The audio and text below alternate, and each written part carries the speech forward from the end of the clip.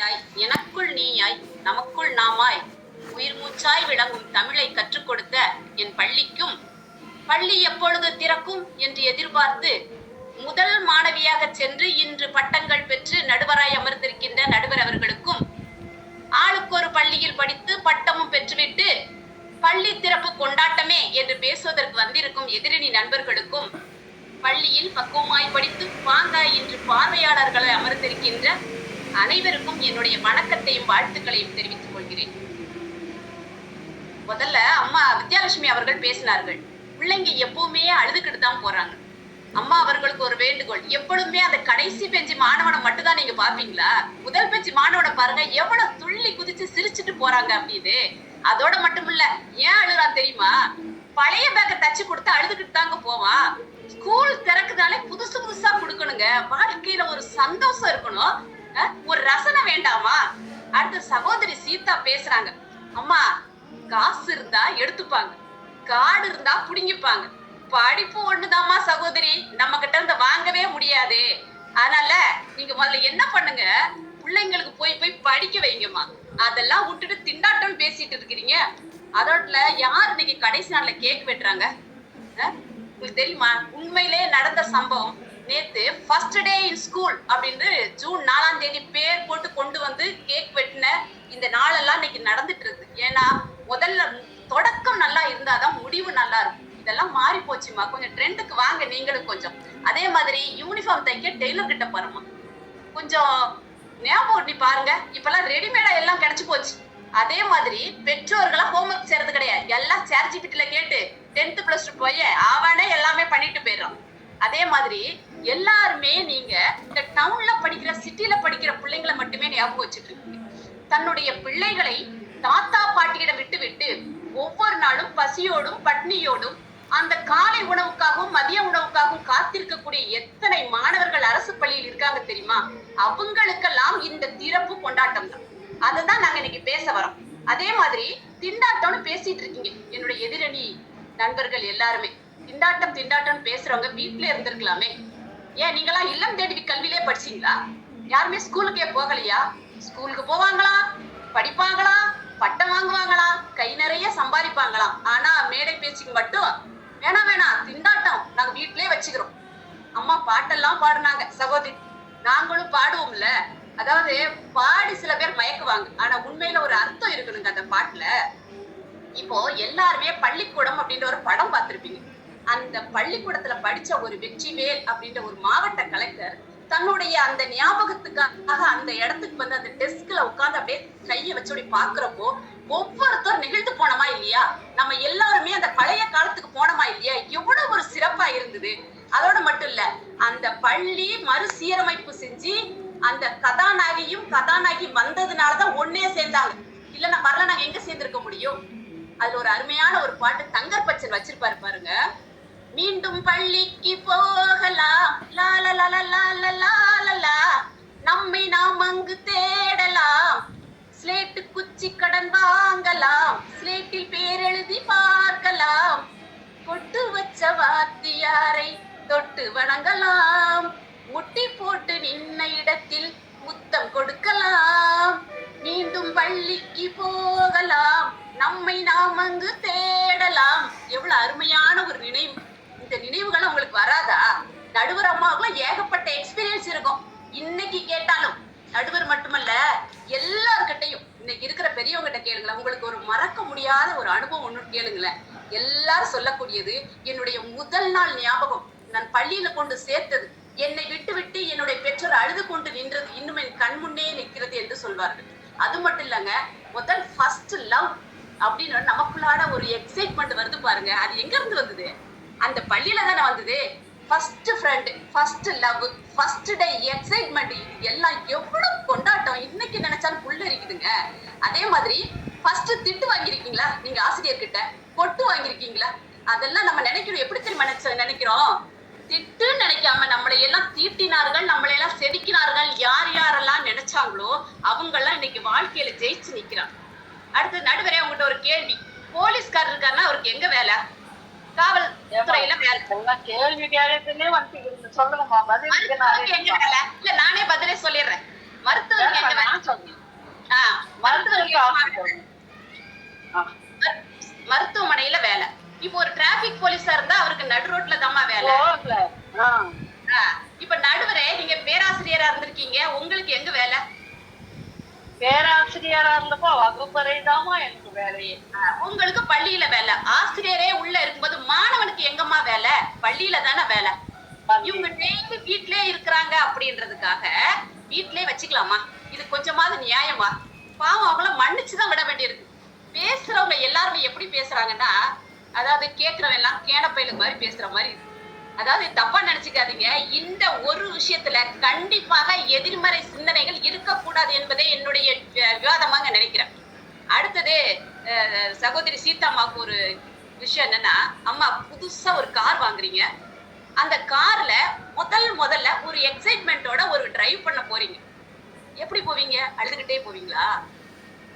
அது மாதிரி இல்லம்மா, இந்த மாதிரி ஒரு புது பேக், புது வாட்டர் பாட்டில், புது டிஃபன் பாக்ஸ், புது ஷூ, புது யூனிஃபார்ம் இதெல்லாம் வாங்கி வச்சுக்கிட்டு எப்ப ஸ்கூல் திறப்பாங்க அப்படின்னு எதிர்பார்ப்போட காத்துக்கிட்டு இருக்க பிள்ளைங்க எவ்வளவு பேர் இருக்கிறாங்க தெரியுமா? அதையும் நம்மள ட்ரையல்ல சொன்னார், நம்ம அந்தோணிராஜர் சொல்றார், தன்னுடைய பிள்ளைய விட்டு அனுப்புனது எனக்கு இன்னும் நினைவுல இருக்கு. சில பேரண்ட் என்ன செய்யறாங்க, விண்வெளிக்கு ராக்கெட் விட்ட ஒரு சந்தோஷத்துல எவ்வளவு பேரண்ட் இருக்காங்க. இதெல்லாம் நம்ம கேட்காம எப்படி போக முடியும்? அதே மாதிரி இன்னொரு முக்கியமான விஷயம் என்னன்னா, அதே மாதிரி பாருங்க, இப்ப 45 நாள விடுமுறை, 45 நாள விடுமுறை இருந்தது. அவங்க எல்லாருமே எப்ப எந்திரிச்சாங்க? பிள்ளைங்க நினைச்சு பாருங்க. பேரண்ட்டும் சரி பிள்ளைங்களும் சரி 8 மணிக்கு எந்திரிச்சு 10 மணிக்கு சாப்பிட்டு திரும்ப 12 மணிக்கு திரும்பவும் தூங்கி, என்ன இது பொழப்பு இது? அததான் சொல்றேன், நோக்கம் இல்லாத பயணம், இலக்கு இல்லாத செயல், எல்லை இல்லாத சுதந்திரம், தொடக்கம் இல்லாத முடிவு, குறிக்கோள் இல்லா வாழ்க்கை, வெற்றி பெற்றதா சரித்திரமே இல்லை. பள்ளி திறந்தாதான் பிள்ளைங்களும் சரியா வந்துருவாங்க. ஸ்கூல் திறக்கட்டும் எல்லாம் சரியா இருக்கும், எத்தனை பேரண்ட் சொன்னாங்க.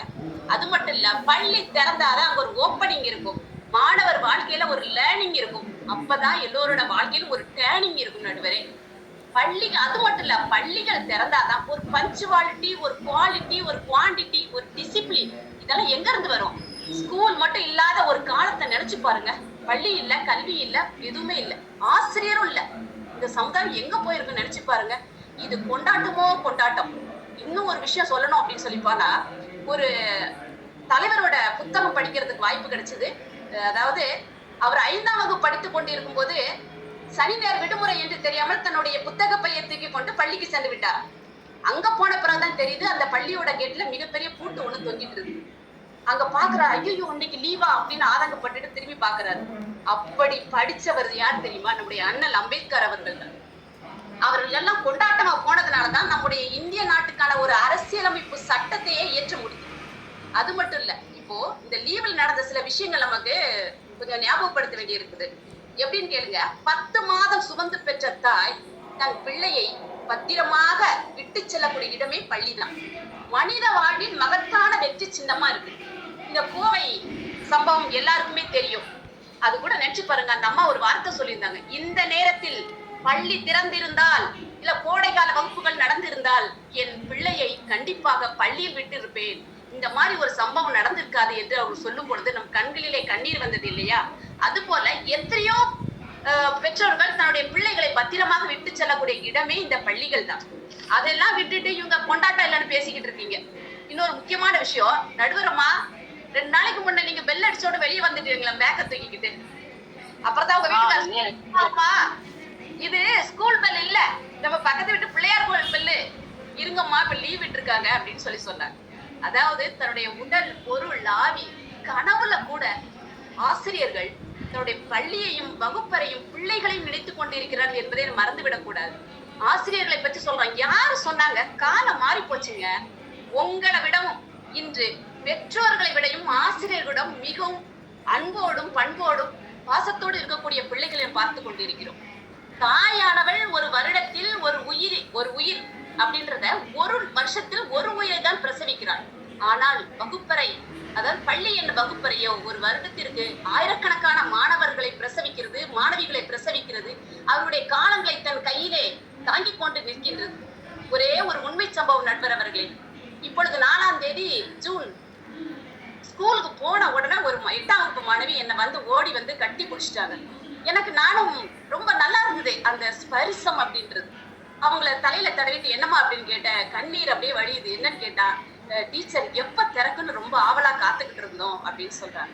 என்னம்மா அப்படின்னு கேட்கும்போது, காலையில எழுந்து ஆடு கட்டுறது, மாடு கட்டுறது, களை வெட்டுறது, விறகு வெட்டுறது, வீட்டுல இருக்கிறவங்க எல்லாருக்கும் சமைக்கிறது, இது எல்லாம் செஞ்சு என் கைய பாருங்கன்னு காமிச்சது பாருங்க. உண்மையிலே எனக்கு ரொம்ப கஷ்டமான ஒரு காலமா இருந்து. இந்த பிள்ளைங்க எல்லாம் எப்ப ஸ்கூலுக்கு வருவாங்க எதிர்பார்த்து காத்துட்டு இருக்காங்களே, இந்த 4 நாள் தள்ளி போட்டுட்டாங்களே, ஜூன் 1ஆம் தேதியா இருந்திருக்கலாம் என்ற ஏக்கம் ஒவ்வொரு பிள்ளைகளோட கண்ணுலையும் என்னால் பார்க்க முடிந்தது.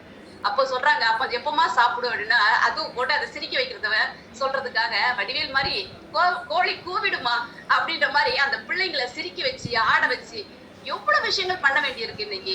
அது ஒரு கொண்டாட்டம் தான். அது மட்டும் இல்ல, முதல் நாள் பலூன் ஸ்டா இதெல்லாம் வாங்கிட்டு போய் எங்க பிள்ளைங்களை அவங்களோட குழந்தைகளோட குழந்தையாக எப்போது விளையாடும் என்று எதிர்பார்த்து எதிர்பார்த்து இந்த நாளுக்காக நாங்க காத்திருந்தது கொஞ்சம் நஞ்சம் அல்ல. அந்த ஒவ்வொரு நாள் துளியும் இன்று ஸ்கூல் திறந்தனும் ஆவலோடும் ஒரு எதிர்பார்ப்போடு நாங்கெல்லாம் காத்திருந்தோம் என்பது இந்த இடத்திலே சொல்லிக் கொள்ளக்கூடிய முக்கியமான ஒரு விஷயமாக இருக்கிறது. அது மட்டுமல்ல, கட்டணை தூரும் மணற்கேணி மாந்தருக்கு கட்டணை தூரும் அறிவு. அப்படிப்பட்ட அறிவு மாணவர்களுக்கு கிடைக்க வேண்டும் என்றால் கண்டிப்பாக பள்ளியானது திறக்கப்பட வேண்டும். அது கொண்டாட்டமாக இருக்க வேண்டும். ஒரு நாளும் அது திண்டாட்டமாக இருக்காது என்று கூறி, நடுவர் அவர்களும் ஒரு பள்ளியில் படித்தவர் தான், அதன் முதல் தரத்து மாணவிதான் என்பது உண்மையாக இருக்குமானால் கண்டிப்பாக இந்த விஷயத்தில் நீங்க நல்ல தீர்ப்பை தர வேண்டும் என்று கூறி என்னுடைய வாய்ப்புக்கு நன்றி கூறி இடம் சாருகிறேன். நன்றி, வணக்கம். ரொம்ப அழகா எடுத்துருக்கோம் நாங்க தன் போகிட்ட. உண்மைதாம்மா. போய் அந்த வெற்றிவேல் என்ற மாணவருக்கு பள்ளிக்கூடம் அந்த படத்தை எல்லாருமே 10 முறை கூட பார்த்தாலும் சலிக்கல. ஏன்னா அந்த பள்ளி படிச்ச பள்ளிக்கு என்ன செய்யறாங்களோ, படிச்ச பள்ளியில போய் இந்த இடத்துல உட்கார்ந்து இதெல்லாம் நம்ம நினைச்சு பார்க்கறதுக்கு ரொம்ப அருமையான விடயங்களா இருக்குது. ஃப்ரெண்ட் ரெடிமேட் யூனிஃபார்ம் விட்டு யோசிச்சு பார்த்து பாருங்க. எல்லாருக்குமே அப்படிதான். சாட் ரொம்ப அழகா சொல்லி கொடுக்குது. ஃபர்ஸ்ட் ஃப்ரெண்ட் ஃபர்ஸ்ட் எக்ஸ்பீரியன்ஸ் மாதிரி, முதல் திட்டம் முதல் கொட்டு மாதிரி, முதல் நாள் பள்ளி என்பது மறக்க முடியாத ஒரு அனுபவம் தான். புது கார் வாங்கும் போது எவ்வளவு சந்தோஷப்படும். அது கொஞ்சம் புது நாள் பள்ளிக்கு போறப்போ ரொம்ப அழகா சொன்னீங்க. சாட்டர்டேன்னு தெரியாம போன அம்பேத்கரை நினைச்சு பாருங்க. இல்லைன்னா சத்தமேடை நமக்கு உருவாகி இருப்பாரா? முதல் நாள் எல்லா நாளுமே அவருக்கு பள்ளிதான். அப்படி ரொம்ப அழகா சொல்லி தன் தரப்பு வாதத்தை மிக அழகாக நமக்கு கொடுத்த நம் சகோதரியை நம் அரங்கம் பல விதத்தில் வாழ்த்துக்களை தெரிவித்துக் கொண்டு